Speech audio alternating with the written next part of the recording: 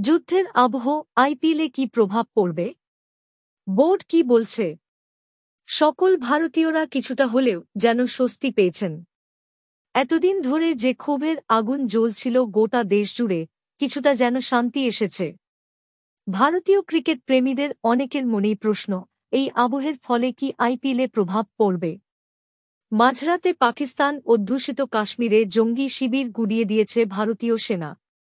পহেলগাঁওয়ে জঙ্গি হামলার জবাব দিয়েছে ভারত।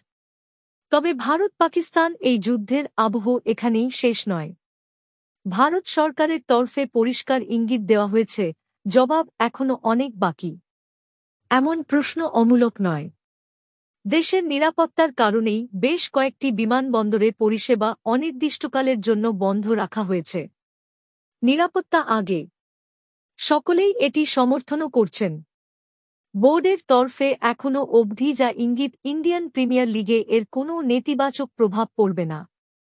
আজ যেমন কলকাতায় মুখোমুখি হবে কেকেআর ও সিএসকে, আগামীকাল ধর্মশালায় ম্যাচ রয়েছে পাঞ্জাব কিংস ও দিল্লি ক্যাপিটালসের।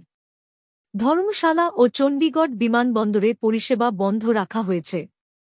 ম্যাচ পরিকল্পনামাফিক হবে, এমনই জানিয়েছে বোর্ড। আইপিএলে প্রভাব পড়বে কিনা তা নিয়ে সরকারিভাবে কোনো বিবৃতি জারি করেনি বোর্ড, হয়তো তেমন পরিস্থিতি আসেওনি। তবে বোর্ডের একটি সূত্র বলছে, টুর্নামেন্টে কোনো প্রভাব পড়বে না।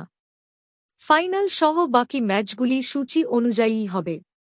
মোট ৭৪টির মধ্যে ৫৬টি ম্যাচ ইতিমধ্যেই কমপ্লিট।